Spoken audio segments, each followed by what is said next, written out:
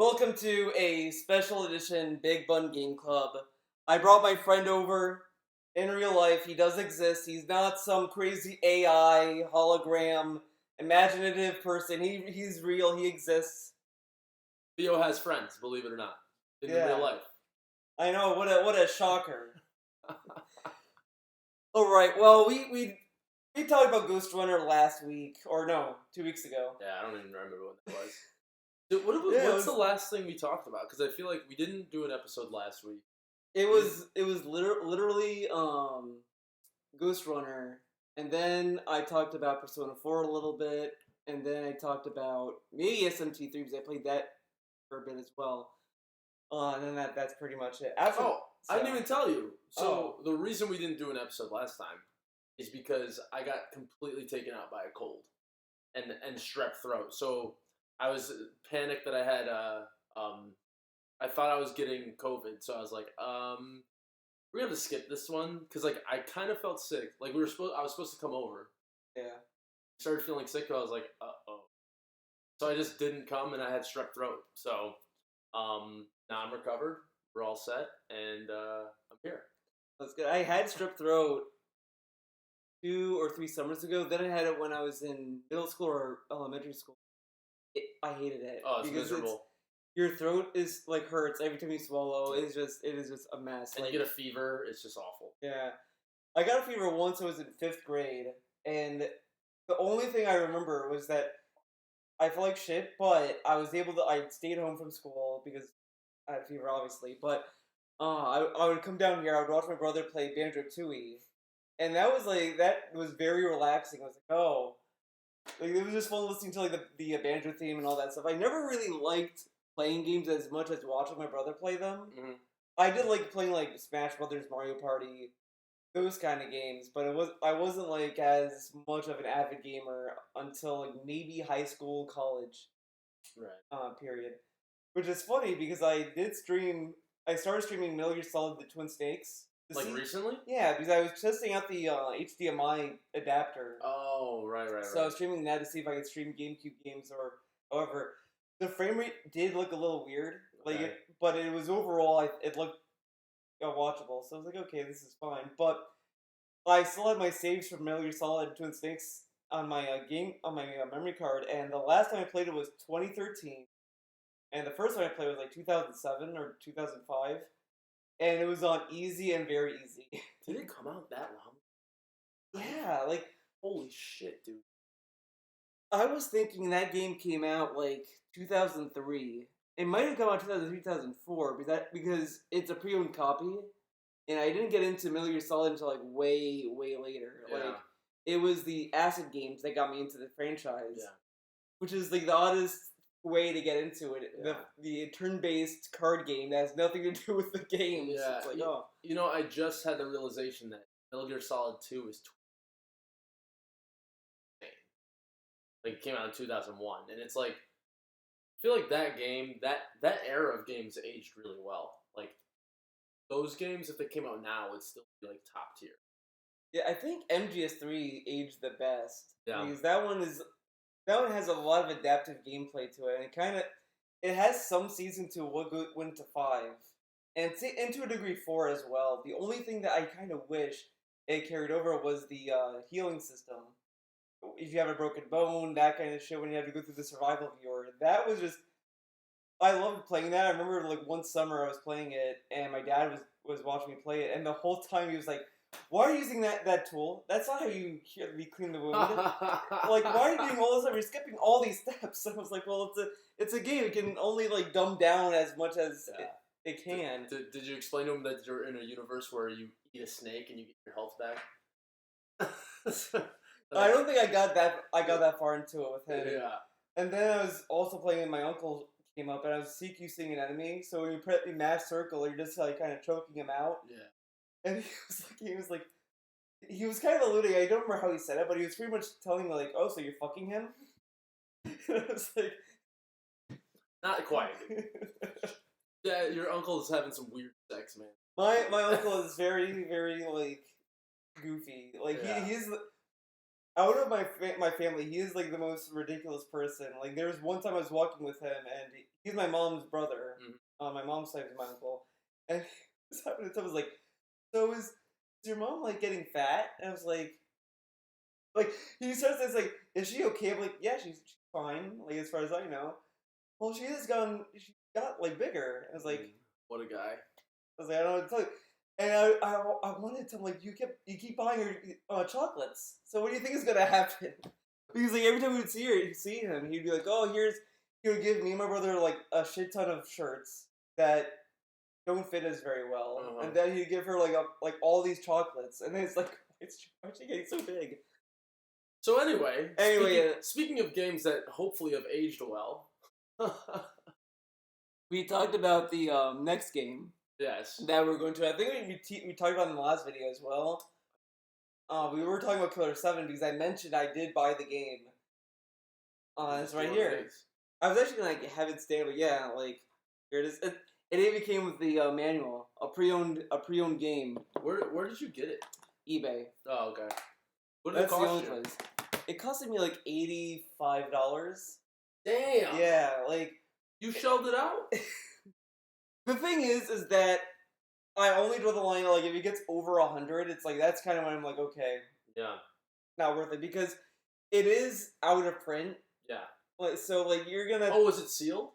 No, no, it's pre-owned. Sealed was like 150. Like it was going like thousands of dollars at most. Fucking crazy. So it's like, okay, I'll just take the hit with the used because at least it'll be like in the double digits, and it's not like it's only $20 more than a standard PS4 game anyway. But you were talking about a game that came out in 2005. So. Yeah, but it's a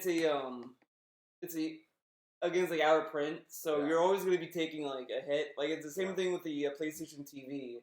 Yeah, that was also like I got it at a decent price because I got it at an auction on that. It was like the last one I got like at 105. Yeah, and that like the most sealed I knew was like $300 and all this. Like 100 is like okay because at least I'll use it, and there's like other stuff I can do with it. Like this, sure, it's like it's only one game, but I mean I'm also a fan of Suda 51. Right. And it's a shame I can't get it couldn't run on the Mac version of. And I looked into the thing that you sent me for boot camp, yeah. And it said one thing like you need to pay like a subscription service for. Yeah, like it's like you get like a free trial for a while to use it, but I don't know if like you had to keep using it, like if you had to keep spending it because it was I think it's some client for like transferring data or some I don't remember. But I thought Boot Camp just allows you to install Windows on your Mac, right? It does. I think what it was it was talking about using it as a virtual machine, so that way like you're not using. Yeah, but so I would have to partition hard drive space. Well, that's what I was saying is you should be able to boot from if you get an external drive, just boot from the external drive. So install Windows on your external drive and boot instead of partitioning your drive. All right, so I'll look into that even more because I don't. Then you look at like the hard drive space that Windows would need and all that, and then go from there. Like, well, that's what I'm saying. You just buy an external, right? Yeah. Buy like a small solid state external drive. Plug it in. Do you know how to do your boot? I'll show you this later. All right. But you should be able to boot from a USB drive, right? So even if you bought like a 256 megabyte USB stick, you could install Windows on that and then boot from that instead of your hard drive. And then you wouldn't have to partition your drive. All right, I might have to look at some of my I do have some external hard drives. Mm-hmm. I had one that was from my old. I think it was PS4. I used a hard drive from that and made that into an external drive. Yeah. So maybe I could use that, but I have to look at what's on it. See if there's anything important that I want to keep. Back it up. Yeah, you should be able to do that. I can help you set it up if you can. All right. Well, either way, I'm playing Killer 7 one way or the other, using the GameCube version. Yeah, and it'll be interesting to see because so basically we played an hour of it, an hour 30 minutes of it. Yeah, roughly. And it'll be interesting to see if like there's any visual upgrades and stuff with the Steam release? There is. I've seen videos of it because this YouTuber I watched, Genry, GHENRY. He does a lot of he does a lot of analysis videos on the games. Like he did one on Evil Within recently. But he did one on every Suda 51 game. Oh, okay. And he did kind of bring up that he did a video on Killer 7 talking about the Steam port, and he says that it is a good port, but it's not the best. I don't remember the exact reasons, but he said that like the GameCube version is the only real good version of the game. Because they later on ported it to PS2, Yeah, and I heard it sucked for some reason. And I think he said that the Steam version is like an updated version of the PS2 game, that they kind of like fixed some of the issues that the PS2 game had, but it's still like they went from that version. They didn't use the GameCube one. What specifically did they say were his problems with the PS2 version? Do you remember? I can't remember. Anything in particular? Like, is it like graphical issues or like actual gameplay issues? I think it might be a frame rate issue, but I don't know if the frame rate's like in terms of like the cutscene, how the cutscene plays, or the music, how the music plays, or like gameplay, or just everything. But I think it would be either just frame rate at least would be that, because usually with ports the frame rate's always an issue. Yeah, especially the GameCube era, because I think GameCube was a much higher performing system like PS2, like the graphics much stronger or something. Yeah, because like Resident Evil 4 looked way better on the GameCube than the PS2 version. Yeah. But what's interesting about Killer 7 though as well is that this was done in a time that Capcom wanted to do the what was it called? It was like they wanted to do a group of games for the GameCube specifically. Oh, that was right, they were supposed to be exclusives. Yeah, and they said "fuck you." Yeah. And there was something, but it was that, but it was also supposed to be like a mature rated game as well. Yeah. Like, wasn't Bayonetta part of that? No, Bayonetta was PS3 360 era. That's right. It was Killer 7, Resident Evil 4, right? Resident Evil 4, and then there was this other one with a white case. Is it PSI something? No, I think it's PN09 or something. Yeah, that one. Yep. And I think Beautiful Joe maybe was one of those. I think it was supposed to be a game. Yeah. And then they just put that on PS2 afterwards. And then Same with all the games, except the one that wasn't successful. It's funny with Killer 7 though, like none of the people in that team said anything like we're staying on GameCube and a story, while Resident Evil 4, probably Shinji Mikami or someone else, but that guy was like, if this goes on any other console that's not GameCube, I'm gonna chainsaw my head off. It's like that is the biggest lie in the gaming industry ever. It's interesting because back then it was like the landscape was so like we needed these exclusives. Every company was very territorial about what games were on it and all this stuff, and the consumer base was that same way. I would say like the PS3 360 era was kind of when that was kind of like slowly receding because every game was jumping ship from PS3 to 360 as well, and that was when everyone was like, "Oh, there's no exclusives, etc." And then PS4, that's kind of when timed exclusive became a thing, and now it's like fuck exclusives. Now just put it on everything. Like I've seen so many people just say fuck that, just put it on everything. Yeah, and I agree with that because I wouldn't have played as many games as I have if it wasn't ported on anything else. Like I gave so many games a try now because like it's more available now. I'll try that. Yeah, but it's all about the companies. It's why like Nintendo has exclusive because they just have all those properties that they have. Yeah. Like Sony. What does Sony have? Like, well, now they have. Well, it's interesting with Sony because I heard just now they bought the company that did Returnal for the PS5, that roguelike game. That's in space and shit. It's that, and then I think they bought that Japan studio that did Gravity Rush, and did some work on Bloodborne. I think they had some collaboration with like FromSoft, and because it was like another like one of those joint efforts, whatever. But they bought some companies, but they haven't bought many. So it's like whatever game's there is there, and then they'll just put it on PC later. Yeah, it's the only game that they're not putting on PC so far is Last of Us 2, but I mean, I don't think anyone's really aching for that game. Yeah. But did The Last of Us, the original one, did that get ported I anywhere? think that did get put on PC, but I don't. It might have, but that might have just been on in the sense of PS Now because they made PlayStation Now a PC thing as Yeah. well. So maybe through that people were able to play that. Right. So that was Killer 7 with the exclusive nonsense that at that time.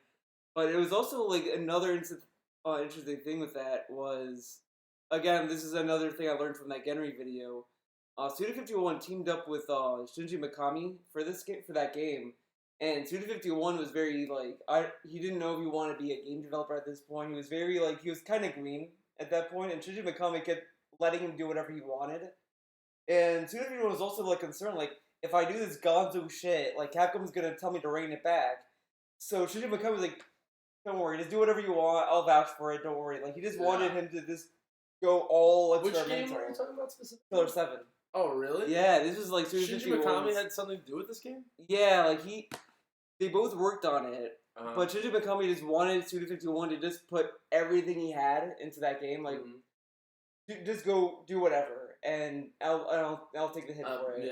Yeah. So he did all this Gonzo shit in this game just to see how far he could go with it, and it's like, oh, so that's probably why it's so yeah. Because if you look at all his other games in his career.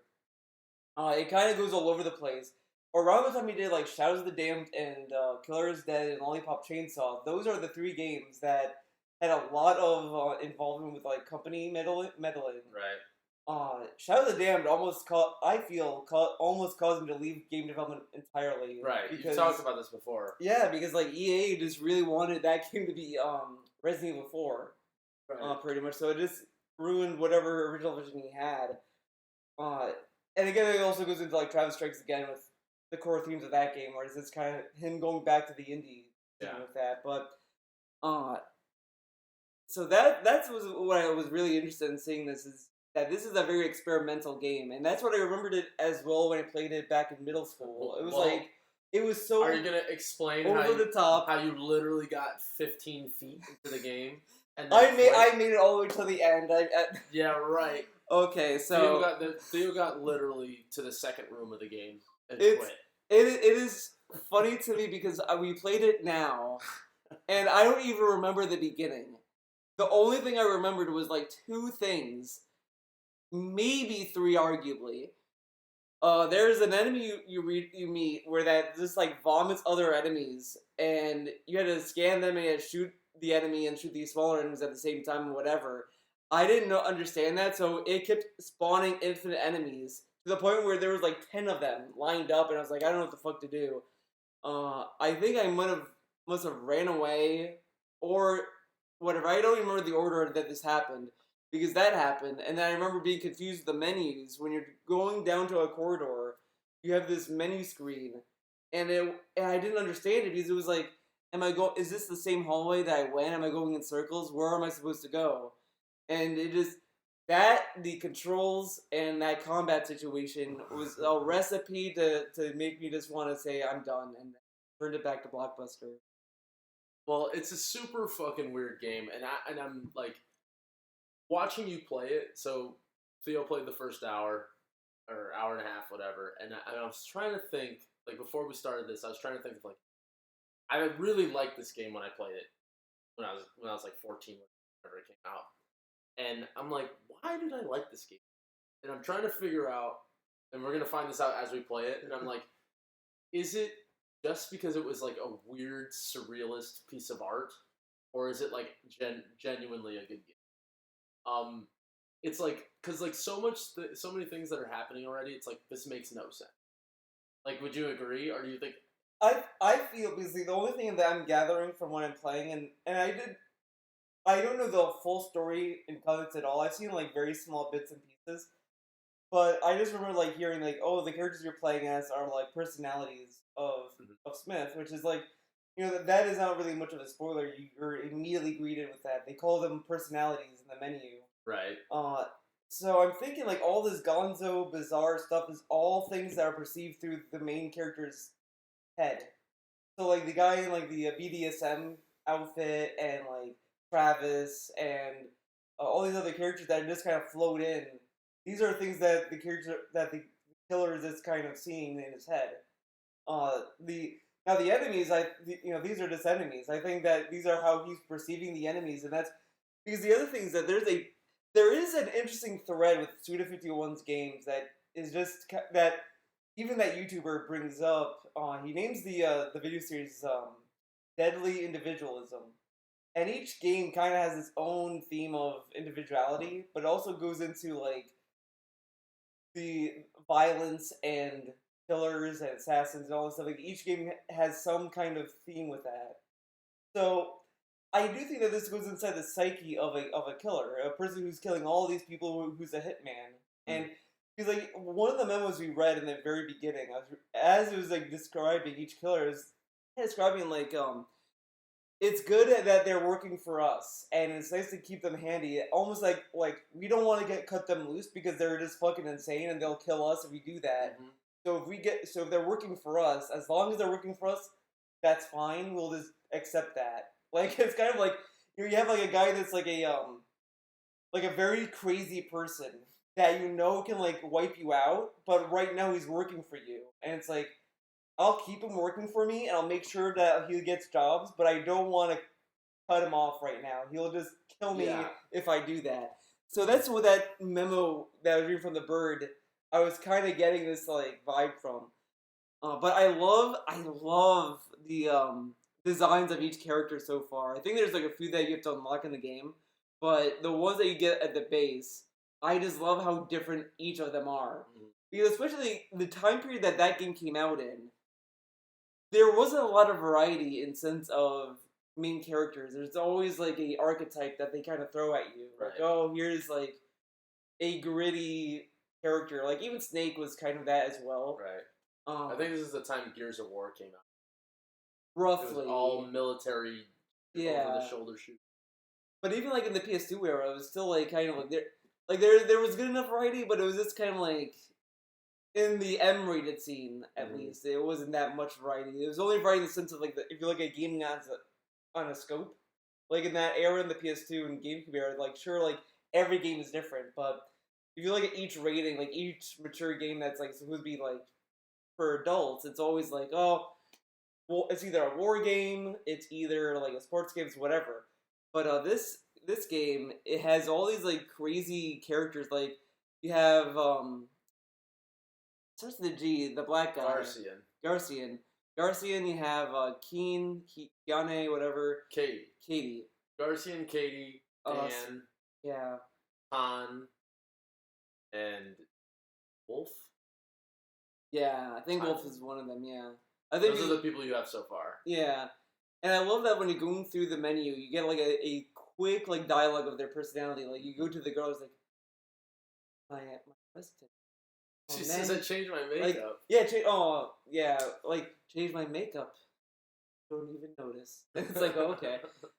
Then Garcia's like, don't let me tell you again. And then Dan's like, wait here or something. Yeah. But I love that, like, you just get that off the bat. And they're all different, too. Like, their health is different. The guns are different. The abilities are different. And it has a puzzle aspect to it, too. Like, you just saw with the blood. Like, oh, you need the girl for this. Mm-hmm. Like, oh, okay, you need Katie for it, and I was like doing that as I was doing it, I was like, I don't think I would have been able to pick up on that in middle school if I were to make it that far. I probably would have been like, oh, screw this and move on. The other thing is that the beginning gives you a tutorial, and I don't even remember if I did the tutorial or not, or if the tutorial just didn't stick with me. Everything in the beginning I didn't remember it at all. I didn't remember the beginning cutscene, the beginning area you're in. I just remembered the two things I said, just the menus, the hall. I do remember the hallway, but I don't. You didn't even try to like this game. I think I was just so put off that A was moved that I was like, why should I care? Because I wasn't very like. Like the only game I played at that time was like Mario. Like that was it. Like I didn't play anything else. Yeah. So the thing I would say about this game is it's fun in the same way that like a point and click adventure game is fun. It's not like there's action aspects to it, but it's not like an action. It's like.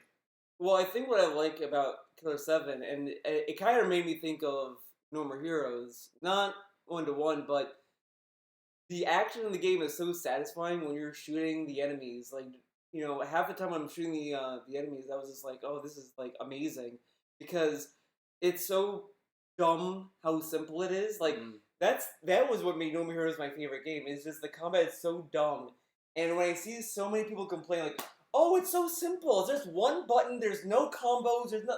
It's like you're missing the point. Like the whole point of No More Heroes is this. It's a bit. The A button is this the slash. This is a big fucking button. Like it's just mindless, like cathartic fun, and then you just like slash, just do finishing moves, sumo moves, and it's like, and all that is in Killer 7 as well. Just you just aim and just press A. Like it's, and I think honestly, I don't think I would have gotten that same experience if I had the Steam version, unless like because I know like Nintendo has like that USB GameCube adapter. Yeah. If Steam does not register that, then I don't know if I would have. It has. You can play it. Yeah. I figured because that YouTuber Neural has all these great videos on these controllers. He talked about how Steam has all this like accessibility, so it's like okay, I mean there's no way that it doesn't, but it's just nice to use a GameCube controller because it feels like it is built with that in mind. Right. So I could see why like the PS2 game just didn't translate well. Even in the sense of the controls, you're like, saying it's so much more satisfying just to press the big green button. Yeah, it's that the analog stick is really like the game controller has a really good analog stick. Like it has like a lot of weight to it, and they last very long too. Like the only game controller that sucked was the first edition Wavebird. Oh yeah, I forgot about that. It has no rumble, but like it just wait. Isn't it the one that everyone tries to find? They might find the second version of it. It's the second. I remember that there's like this whole thing about like a certain model number of Wavebird that everyone wants. It had to be the platinum one because the platinum one had rumble, and the first one didn't because they were first doing wireless. But so that's that. But then it was funny, like that controller, you probably can't even use it with the GameCube adapter that Nintendo made because the plug is the same, but like there's like an added chunk because it has to put the memory like the like it conforms to like the top half of the GameCube. Like the GameCube has like a semi dome. Yes. For the controllers, and so when it yes. plugs in, it goes on the top half. It doesn't block the memory card, but it has added like wave to it. Like it's like a like this shape. Like no, I know what you're saying. Like it hugs the front of the console. Yeah. So it might just not go all the way through because I think it because the GameCube adapter is like like to say. Yeah, I would actually love to see if it doesn't work or not. I'm sure someone has a guide on it. It does. I don't think about it. Maybe it would. No. Screw it. I mean, I don't even use it anymore. I mean you always go wired. This has a big reach too. This is the one they made for Smash. Like, it has such a wide range too. Like, I have the original GameCube controls I have would make it barely to that couch. Yeah, that's like a 9-foot cord. Yeah, they made it really long for this. And what's funny is they I don't think they make these anymore either because I've tried looking for them and it's like, oh no, this is. Do they still make GameCube controls? They do, but it's like in Not the form official. of like a pro controller. Yeah, it's like third party. Mm-hmm. So you're never gonna get like a first party game. Like this is like the only one that they made pretty much. They sold them separately for a long time, and it's weird to me that they don't do it anymore when Ultimate is still a big game that people play. And they play with it continuously. Yeah. Yeah. But that game. Making... Yeah. Scalper's gotta pay the bills. Yeah. So you've already said some things that are funny to me about Killer 7 because like certain theories you have. Well, actually, I don't really even know because, like I said to you before, like the story doesn't make any sense to me. Like, I feel a lot of people feel the same way because like when I did say like I mentioned this in my Persona 4 stream that I'm gonna like stream Killer 7 at some point, and so it was like enjoy the game not making any sense. And but that's what I was gonna say is that there's certain things that you just said about like mostly about how it's like the perception of one person. Yeah. There's definitely things in the game that completely counter that. Okay. But like also kind of play into that at the same time, which makes it make no sense. That's interesting because and this like I did grow up like in the sense like when I was 13, my parents showed me Clockwork Orange, which is like the greatest movie to show a 13-year-old. Yeah. Like I had a friend that showed his. I'm sure you had nightmares about this part. Fucking eyes. Yeah. All I remember from the movie was rape and that scene, and that was it.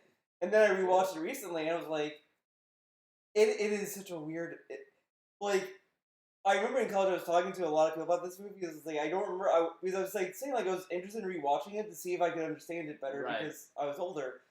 I talked to one person about it. They said that I was on a date and I was dumb enough to show it to a girl I was dating, and I was like. On a date or like how long have they been dating? I don't know the exact details, but he said that to me. I was like, okay, but at least he knew he fucked up. I mean, it wasn't like, yeah, she didn't like it. Well, But it's like just, that either is like you are just as bizarre, and they're like, oh yeah, this is awesome, and it's just like they'll get married, or it's like you're fucked up. Time to never see you again. Well, I don't know. I don't know if they broke up after that movie or like. I don't know the exact details. I just remember him saying that it was just an awkward night for them, and I don't know if they worked through with it or I don't know. This was like way before I even met the guy. Okay. Because he was telling me like this happened years ago, so it's whatever. But I talked to someone else about it. They're like, "Oh, I hate that movie. It's terrible." And I was like, "Oh, okay." I talked to someone else on Twitter about it. I was like, "Yeah, that movie like it's just really hard. It's like." No one knows where to put it. Like, is it a good movie or a bad movie? But Right. I think I like the movie in the sense that Warner Brothers has their name on it. It has all this like because if they made this movie today, it wouldn't even no company would touch it. Right. Like they would say, no, "Fuck off, get out of here." Yeah. So I love it in the sense that Warner Brothers is allows Stanley Kubrick to go crazy. Sure, like Stanley Kubrick was a proven director. Like it wasn't like some random guy saying, "I want to make a movie about rape and all this fucked up shit." But I just appreciate that it exists in that landscape. Yeah. I like that it also takes the risk of making every character in that movie unlikable. Awful. Like it fucks with your expectations so hard. Like. There's stuff I love when shows, games, or whatever subverts expectations because it always goes in a way that's either makes it better or just whatever.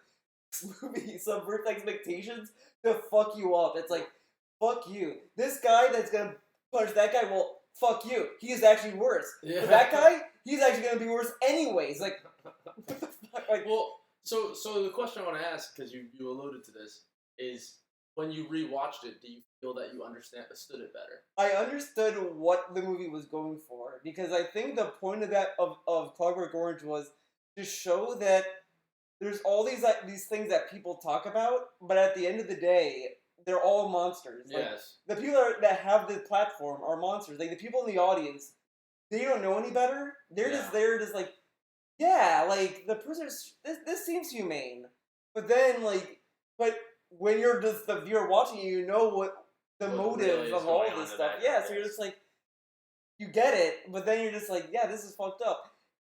So I just love like it gives you like the what it is. Like you understand where everyone's coming from, but you also know like the dark underside of everything. Like the parents, you understand why the parents are so distant with their son because they don't know any better, or whatever. But at the same time, it's like.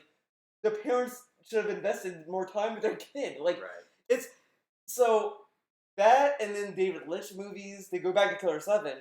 Yeah. Kubrick, David Lynch, all this stuff. I think it kind of gave us appreciation for this weird Gonzo kind of directing because a lot of people say like Twin Peaks makes no sense, but it makes sense because the thing is that like and that's what I'm getting at with Killer 7 is like. I think there is a sense to this. It's just that you have to decipher it. Well, Yeah, so I'm wondering now that we're like adults. I wonder if we'll be able to make sense of what's going on because I remember playing it and being, I don't know what's going on. But it's like there's certain things like Travis and like the dude mask. Oh yeah. And I'm wondering, it's like, are those just hints or puzzles, or do they serve like some greater purpose in the story, I think or is it just nonsense? You know what I mean?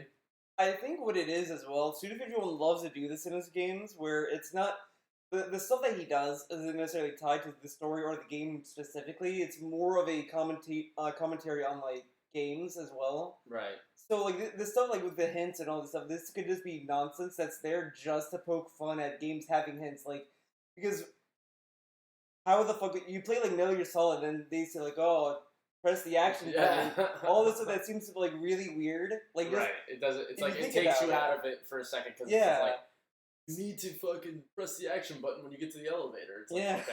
So Press like, the action button to this hang is- off a ledge. yeah, like this is more of like a visual representation of how Gonzo and Goofy that is. It ups it. It's like I mean, that's what you think right now, but Yeah. maybe it's something else. it could be. I mean, everything could tie Yeah. in.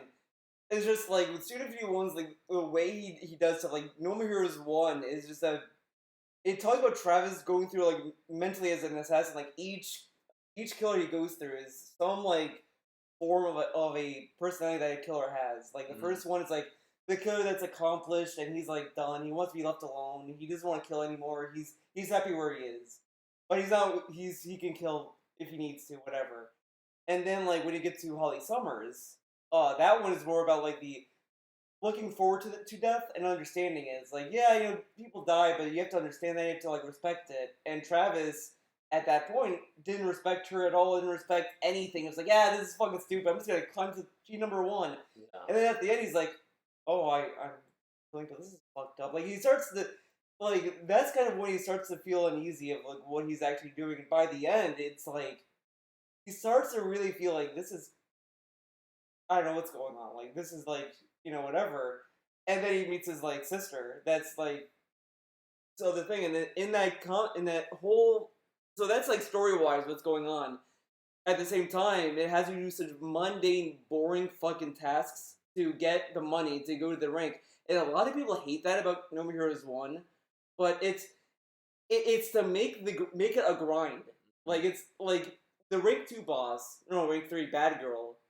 He immediately tells you, "Oh, it's a grind to kill." It's like she just kind of talks as if it's like a 9 to 5 job, and you're like, "Yeah, I had to grind. I had to do like mow lawns, fill up gas tanks, collect coconuts, and all this stuff." And sure, the assassination missions feel so rewarding because it's like, "Oh, I did all that bullshit, and now we get to this cathartic segment." But the more you play it and you do all these side missions, it starts to feel like a grind and repetitive. Mhm. But that's because that's his job. Like you start to feel what it is to kill. Like because it's so like that's what I love about his games. Like it's all this stuff that's just this extra nonsensical commentary on bullshit that is just like it's the same shit David Lynch does, where he just throws things that means nothing. Like he just like, yeah, this thing is there because why not? Like it's like yeah, this thing does have a meaning and there is a purpose, but this other thing doesn't have a purpose. It's just there to be there. Right. Like, so I do like that Studio 51 kind of fills that niche. It doesn't feel pretentious either. And I feel like a lot of developers when they do games that try to be that, and it just is like, oh, okay, shut up, and then it just kind of defaults back into a typical game. It feels like a complete non sequitur. Yeah, Like, so many just like everything that's happening is just like, hey, here's some shit. Like, and they don't give you any context. Like, not yet. You haven't beaten the first boss yet. Yeah, but You'll see. I think I know what you when, mean. When you see the context, you're gonna be like, "What the fuck?" I guess what I mean, like with no context, is just that the beginning just starts and it just goes. Which is It's what like, I love. That's the type of game I love.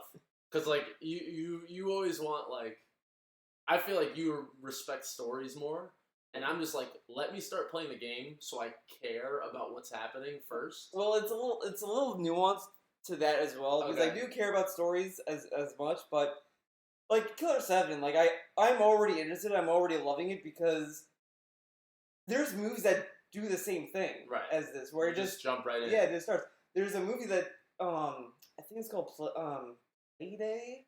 I think I told you about this last time you were over. That Donkey did a video on this movie. That movie that just like is just shit's just happening and Yeah. you can watch whatever. And I watched it, Yeah. and it is a great movie. Yeah. I love this film because it just goes, and you're just seeing this shit going on, and you're just like picking up stuff. And then there's this one scene where the camera does you're outside on the street, you're not hearing what's behind the in the room.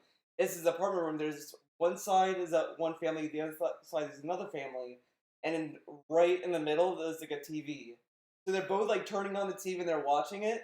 And one side's like they kind of have a discussion. The other one's like kind of like and they react. So it's like they're both watching a program that's each other pretty much. Like they're both watching each other almost. Oh. And it's just So weird weird. like that. And the dialogue is not even important. Like you don't Right. hear anyone talk for the most part. But it is so interesting. It just goes and goes and goes. And Killer 7 is kind of like that in the beginning. It just drops you in and you just go. Right. And I do like that. I think this is that if it does that, there is a key thing that it wants to do. Because games are games and they have their own thing. Right. But I don't like games. Like Last of Us 2 was like it's a whatever game, but if you're gonna have this whole presentation of a story that's like, oh, we have acting and we have like these cinematic like things, and you want to be the story to be taken seriously, then I will start to look at the game with the story in the context of everything. Like there could be a game that has a shitty ass story, but if the game is good, it's fine. And if the story's like, yeah, whatever, fuck it, like. But if it's like trying to convince me you care about this and you need to care about this, then it's like okay, like, but this sucks, like. Yeah. So there's things like that I look into that plays into different stuff. If it's a game that I love the gameplay, I'll just play for that. Right. But for me, I just think it's a video game. Gameplay should come. That's why it's like Killer 7 starts off with, for some reason you're targeting some silhouette and then you shoot, and it's like I wonder if that means anything though as well. It's like I forgot about that until you started the game up, and I was like, fuck. Does any of this make sense? So it's like it's just so funny. Like, are you even questioning why do the enemies laugh the whole time? The only thing I remember because I watched a stream of Killer 7. Alright, you saw something. But it was like I only made it to they made it to a boss fight, and then I kind of tuned out after that because I was like, maybe I'll play it. I don't know, whatever. So I left the stream. But I remember hearing like they were calling the smiles or the Heaven smiles. So I figured like okay, so the laughter is going to do with that, with the name. Like I also remember the only thing I also remember that there is an anime cutscene, and that's all I remember. Like, but I don't remember the context of that specific cutscene because I just remember it was like there was a scene. It was a guy in a phone booth, and then there's a guy up there. Then that's towards the end of the game. Maybe I don't know because like I don't. It was so out of context. It just sounds like an out of context Twitter account, pretty much. It's like I don't know what the fuck this is. The other thing I not remember, but see a lot of on Twitter. Every Friday there's a Twitter account that posts. It's a line from Killer 7, but I think it's like, get ready, it's Friday night. And some guy like looks down at the camera and it's just like, what the fuck is like the clip is so weird. I'm like, this is from Killer 7.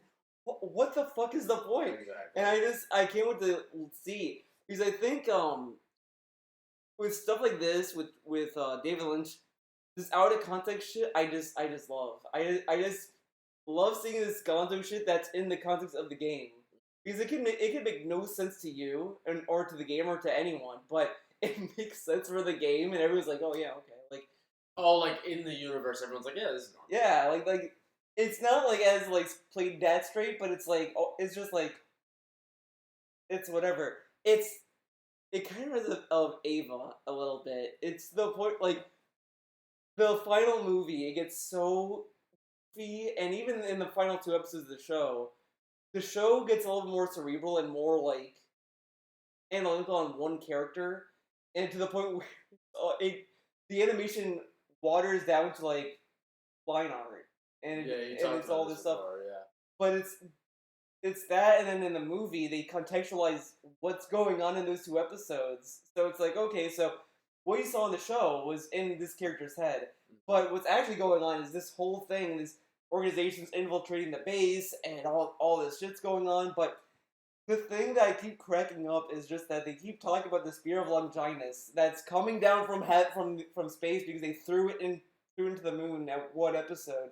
So it's re-entering the spear of Longinus coming in, and oh, if this happens, it's gonna be the third impact, and they just keep amping up all this nonsense. Yeah. And then when it reaches the climax and all this shit's going on, everyone's becoming fluid, everyone's dying, the main antagonist that's there is like, this is very good. This is coming along brilliantly. Everything is happy. Everything is going swimmingly. Like it's just like what the fuck? Like it makes sense for them, but everyone's becoming juice. There's a big face in the sky. There's all these like robots are like stabbing themselves as in the shape of a character. It's like what the fuck? And the guy's like, yeah, this is working out just fine. Yeah, it's like okay. Anyways, I'm very excited to keep playing this because I want to see what you think of what happens next. It's super fucking weird. I Like that's what I keep hearing, so I'm like on board. it's like I almost want to like give things away, but we should just play through this. Yeah. Because there's so many weird things that make no sense, and I remember how I interpreted the ending, but I'm just not gonna say anything. That I have to give stuff.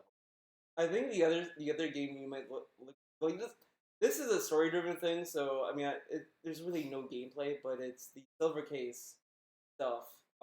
The game the game is called like Silver Case. It's a visual novel, so it's all like text that you're reading.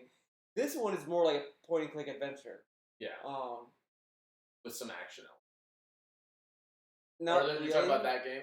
Yeah, game Silver Gun? Case. Oh. Yeah, that one is more like a point and click because you're pointing on a area, you're clicking on stuff, and you're investigating stuff.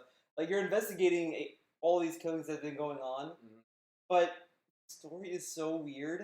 Like it's as weird as Killer 7 in some ways. Like you have like this guy they keep talking about, Kamui, who they keep saying has this amazing power, this criminal power, and it's like he gets into people's heads. Like the first case you're on, you go up to this tower at the very top. You see a woman there that's brainwashed to like protect Kamui. Pretty much, she's like, "Oh, don't kill him. He's amazing." And all this stuff. Like it is so over the top. And then like you go further into it, there's another sub story that goes on alongside the main story. It is so weird. Like I can't really remember a lot of the stuff. It's just because you change characters more and more. Like everyone that you play in the beginning, they all die. You're the only survivor of that team, and you're a silent protagonist. And and you're stuck with these two investigators that this hardened veteran cop that's like, oh fuck this, I just want to get home. Oh, we can't go by the book all the time. Just fucking go through the door. Oh, we gotta wait for this guy who's like always and he always calls you like little dick the whole. No, I think he calls you big dick. Oh, nice. He's like, what should I call you? Oh, I should call you this. No, that doesn't look right. Call you big dick. All right, big dick. I don't know why we have to wait for you, but come on, hurry up. You gotta go over here.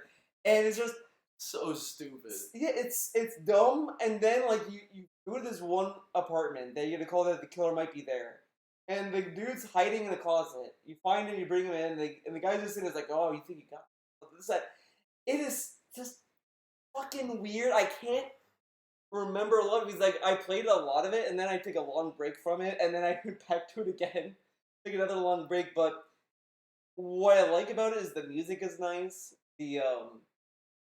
But the story is so like gonzo. Just with what you're reading, and it's just like there's so much information that it dumps on you. Like, and some of the information I just feel is just nonsense, just to piss you off. Yeah. Because they give you like a whole like text And some of it's like, oh, this is interesting. It tells me about the case, it tells me about the guy. Oh, we're going over there.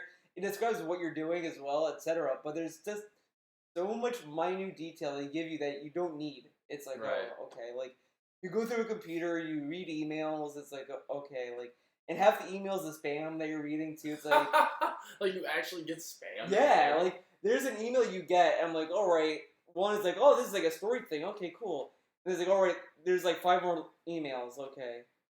Well, there's a sale at this bookstore today. You should come here. It's like, okay, move to the next one. All right, get a bonus coupon with this. It's like, oh, okay, like this is just nonsense. Yeah. So it does a good job like immersing you in that world as well. So that's the other thing with Suda51 with his games. He all his games are different in their own way, Mhm. and they all have their own thing that they focus on. And with Travis Strikes Again, that game kind of is the Suda51 universe. Right. Pretty much, he makes his own cinematic universe with this game. Yeah. Because characters from Silver Case show up. Oh, Silver Case is a Suda game. Yeah. Oh, you So mentioned that. a lot of stuff is so there's like a thread with that as well because that also deals with like violence as well. But in Travis Strikes Again, it brings that up. It brings up Killer 7 as well because Batman gets summoned. They added a cutscene to the game with a patch, and in the cutscene, it's literally the beginning intro of Killer 7. It plays Which this. part? Or like Garcian's walking. Yeah, with he's the walking suitcase? across with the suitcase. Oh. It plays the same way. Like it may not be like 1-to-1, but it's like you see a guy walking down a street. He goes inside a hotel. You see Batman, who's the main character, second main character of Travis Strikes Again, sitting in a hotel room. What's his face with the black hair? Don. Name Dan. Oh yeah. He shows up and tells him like, okay, here's the death ball, which is the in Travis Strikes Again, death balls are like cartridges for the game for the Death Face game that they have, whatever. So they're like, okay, here's a death ball, and uh, you know, do what you need to do because Batman like got into an association with Killer 7 pretty much, with that whole association that they're under because he was trying to find Travis to kill him, for killing his daughter, Bad Girl, in the first game. Right. So he's doing all this. He gets the item. They send him off to Travis. Do that. That's like the intro, and it's such a weird, cool intro. It has the same art style as Killer 7 Oh, as really? well. So it is so cool that like it adds that layer to it, and it kind of cements And I feel like at the end of the game, it doesn't really tell you that this is all canon. It just like it focuses on like the core themes of the core story with Travis and Batman. That's canon, but the stuff with like the cameos, references, the references are not. Even though they do play a part in the stuff, but when No More Heroes 3 comes out, they're not going to show up. Like you're not going to see Garcia come in saying, You never know. What if he did though? That would be interesting, but I think soon as everyone was Wait. upset like this is What? something. Did Capcom publish Travis Strikes Again? No. But was he just able to use the characters? It's funny because No More Heroes was not with Capcom at all. No More Heroes was Ubisoft. Right. And I think the first 2 games were, and then I think with Travis Strikes Again, I think he self-produced it. Hold on, I have the game case. Let me look at it. But yeah, it's interesting that he was able to use the characters without an issue. Maybe they were just lax about his IP.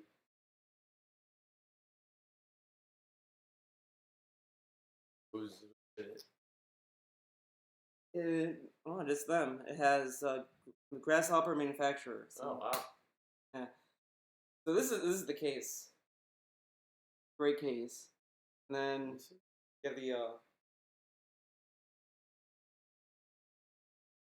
It's funny because the Steam version and the PS4 version, they have a shitty ass cover.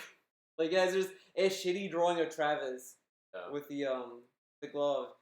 And it's like a theory at this point saying like, oh, they did that on purpose because the definitive version has to be the Switch version. Fair enough. Because I think the Steam and PS4 versions don't run very well. They kind of have like they stutter. Really? I think it'd be the opposite. Well, I think. Well, no, if it's made for the Switch, but I'm saying like. Well, the Switch version runs fine. Yeah. But it's just, I think it's just whatever. However they ported it, was just kind of like a last. But if it's Unreal Engine, they probably just file it. Well, a lot of Japanese developers don't have a good understanding of Unreal. Like, Suda51 kind of just now gets it because he Okay, yeah. Sounds like thunder though. Yeah. It does like he gets a grasp on Unreal with this a little bit better. While with Killer is Dead, Lollipop Chainsaw, and Shadow of the Dam, those were the first 3 games that he did using Unreal for the first time, and those just did not run well at all. Like they had their own set of issues. Like Lollipop Chainsaw is very like janky and choppy, but it's still satisfying. But it's not very fluid. Yeah. So I think it might just be how they used Unreal for this game as well, and I think also they had all their other developers work with it because each game world in that game is completely different from the last, and each one like kind of symbolizes an era of gaming. And I remember hearing there's a level in this game that is an homage to PS1 games. So they made the intro. So each game world you enter, the intro cutscene is done in the style of that era. So for the PS1 game era, and that is they wanted to make the cutscene look shitty, like a PS1 game. Yeah. So they did a first run of it, and Suda Victor looked at it and was like, this looks too good. Make it shittier. Yeah. So like, but it's one of my favorite worlds because you're in a mansion and you're just kind of like solving these little puzzles as you're going through, and it's almost like a visual novel as well. Like you have like you're just like I don't remember the game. It's kind of paying an homage to.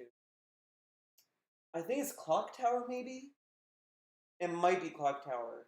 I thought Clock Tower was an SNES. I think there was a PlayStation 1 game at one point. It might be Japan only, maybe. But it was an homage to that kind of game. So it's rad, but the music of that level is so good. It's amazing. The only thing I wish that game had was online co-op. Yeah. I think it's only local. Like the game is playable single player except for one level. There's one level called the CIA. And yeah, CIA. That one is just off. Every other level is like every other part of the game is like fine. It gives you decent checkpoints for the most part, but CIA is just mean. It's like, oh no, you start at the very beginning. Fuck you, and it's just awful. The only thing I do like about CIA is that it does also make a tie with Hotline Miami. Yeah. Which is such a cool like nod to it. It's just like because the whole time that he's talking to the characters of Hotline Miami, saying like, oh, where's Jacket? I want to talk to him. I love this game. I play this game all the time. Like, where's Jacket? It's like, Jack's not here yet. He's waiting for you on like near the end, and they keep talking about like how Travis also has that same kind of killer face as them. Jacket. And the other thing I like about Suda51 games is that each game he puts a little bit of himself in each game. Mm-hmm. Well, and with No More Heroes, I think he made Travis more of a character of himself than I remember the order because there's like 2 characters in Travis Strikes Again that feels like a self-insert of Suda51.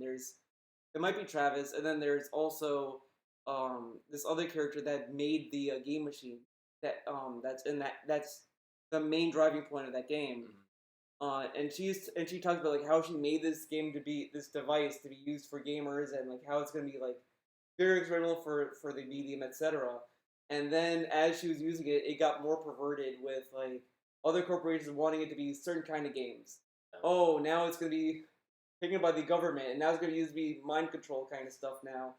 Like it got to the point where there's one game world in that game that's completely incomplete. Like you load into it, and it's just, alright, there's like a chair here, there's like a table there, there's like nothing here. You get to the end, and there's a constant character you run into that's called Glitch Phase. And he tells you at the end, it's like, yeah, the developer didn't get to finish this game. Shame too, it would have been good. It would have been great. And then it just kicks you out. And it's like, oh, okay. Like, but that guy, every time you meet him, he gives you some like, it's like Mei Ling and Metal Gear Solid 1. It gives you like a A proverb. little sage advice. So he gives you. So there's ones like, oh, I can't remember it now. It was a great one too, but I can't think of it. Well, So all right. Well, I think maybe we should start winding this down. So, what are some things that you are looking forward to for Killer 7, if any? honestly, I'm looking forward to the boss fight. You meant teased that, but just seeing how it ties into the whole and how far I can go with it because I really want because I want because like I didn't get like a good taste of what 2v1 put into that game. Like usually like No More Heroes, you don't really see what's there until like halfway to the end. Like that's usually when you start to see like, oh, that's what this is. You mean gameplay wise or like story wise? Both. Like there because like with No More Heroes 1, like you're just going through all the motions. You're just like not thinking about it. You're like, oh, okay, like I'm just killing people. Okay, gotta make money. And then by the end of No More Heroes 1, you start to wonder. You start to realize, oh, all this stuff is to paint the point. Is to like lead to a point of like all this is because this is the job. Like you start to really understand why it's a grind and why the entry fee is so steep every time. Yeah. Like you want, like by the end you understand that. While in the beginning you're just like doing it like, oh, I'm just doing money. It to do like, it right. Yeah, it feels more like a game at the beginning, and then at the end you're like, oh, this is all for a point. Yeah. So I wonder what Killer 7 is gonna do. Like it's not gonna be the same as that necessarily, and it might not even make sense, but it's gonna do something. I feel it's gonna do something that's gonna be like one of these things that's throwing at you. It's gonna come back by the end. Right. So it'll be interesting to see like what will be because a lot of these games get recontextualized to some degree. Because like even with Travis Strikes Again, like the beginning is like okay straightforward. By the end, everything gets recontextualized. Like even the in-game hints are different. Like they give you like these game cases. The game that has a whole other lore there too. Like it's all this other stuff that you can look into. Right. So that's what I'm looking forward to in this game. I'm just excited to re-experience. I want to know. It'll be more. It's interesting because like I'm going in as like, oh, this is like a new game, and then you're just going in like, oh, I'm gonna replay this game. I know some things, and it's gonna be different because that's how I've done with a lot of games that I get HD remasters. It's like, oh, I've not played this game in years. I'll replay it, and I did that with Final Fantasy X. Yeah. I played the very beginning of it as a kid, hated it because it was turn based, and I left it. I played it now, and I still hate it. I like it better, but I don't know if it's because it's an HD remaster and they did a great job because everything looks clean and new and all this stuff. Because all I remembered from playing it was the area was like black and shitty. There was a big blue monster that was attacking, and it looked like a beach. And I was like, oh, okay, I'm done. And I never saw that in the beginning. It was like, oh, I'm in like a city that's being destroyed by these blue monsters. Yeah, that's what happens in the beginning. Yeah, like I remember the blue monsters, but it was like I don't remember like the city. Why? What? Spira. That's the whole point. They come destroy Spira. Well, this was when we were in Xanarkand. That's right. I'm sorry. It's Xanarkand. Yeah, then I went to Spira. I like it, but I made it to this part and it pissed me off because the save spots I feel are too far apart. Like that's part of the drama, man. That's what makes it fun. But it's not fair far apart. Like SMT3 feels fair so far as I may have made it, but even that aside, I did this one boss fight, and then you get thrown into the water and you fight Sin underwater or whatever the fuck, and Waka dies, and then Titus dies, and then I'm like, oh, there's like I thought it was gonna start this. I was like, no, back to the loading screen, back at the start. I was like, okay, I'll come back to this another day because like, I was playing this at like midnight. I was like, I'm not gonna stay up till like 2 By the way, his name is pronounced Titus. No, I know it's just stupid. It shouldn't be. He laughs funny. His name is funny. But the one thing I loved about it was how goofy and cheesy the dialogue is. Like I just don't. It is so fucking weird because everyone like. All I hear about Final Fantasy is how good the story is. Oh, it's so this and that. 10 just feels so fucking out of place. 8 at least has something going on. There's like a government drama with it, whatever. This one is like, it's like they. I don't know if this came out after or before Kingdom Hearts because it felt like that it was trying to do that. I was like, oh, we'll. That was way before. It was in 2001. Oh, when was Kingdom Hearts? 2002. Probably 2000. I thought that was earlier. Well, okay then, different, I guess. But it just feels so like stupid. I was like, what? And the only thing I do know the ending though is I do know that it's like a dream. Not really. Okay. Kind of. Okay. Well, that's like I'll see how it pans out because it is interesting to. I am interested with like Titus's relationship with his father. Just like I hate him. Well, if he's dead, you can't tell him you hate him, right? It's like you'll see his father tell him he hates him. In a weird way. Are you talking about Titus or the father hating the son?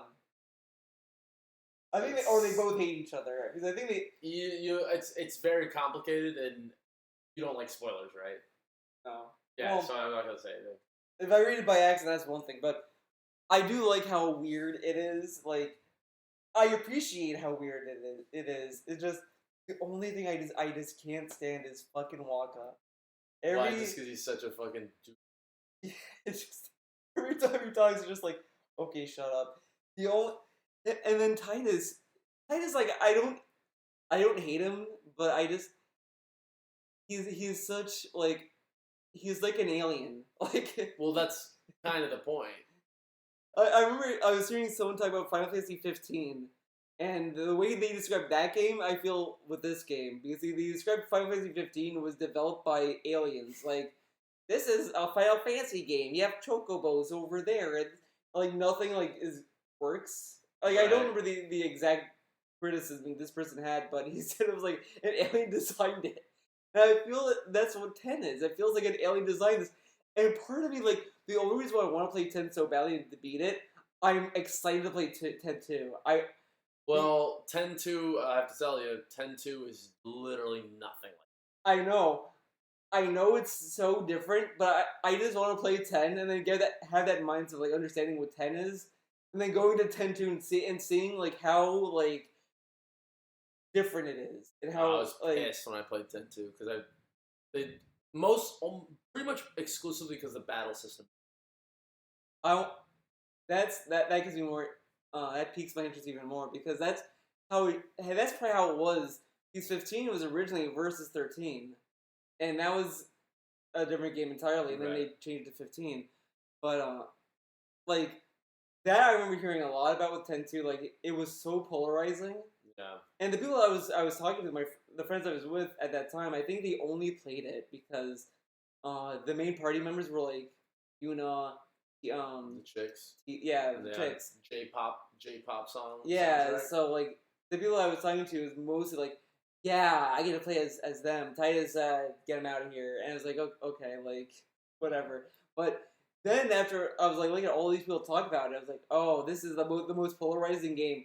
I'm really into that. It's just the thing about it to me is I definitely didn't give it a fair chance. It might be a good game, but it's like the reason I wanted to play it was to get more of the 10 battle system, and I didn't give you just wasn't there. So I'm like I came for a specific reason and not there. That would suck. Yeah. Like because when they re-released No Heroes 1 and 2. I played 1 and I played 2 right after, and I felt that same thing. Yeah. At first, when those games came out, they were like 7 years apart, so like I was just craving No More Heroes again. Yeah. When 2 came, I was like, oh, this is great. And I hated the final boss. I didn't like the story that much in 2.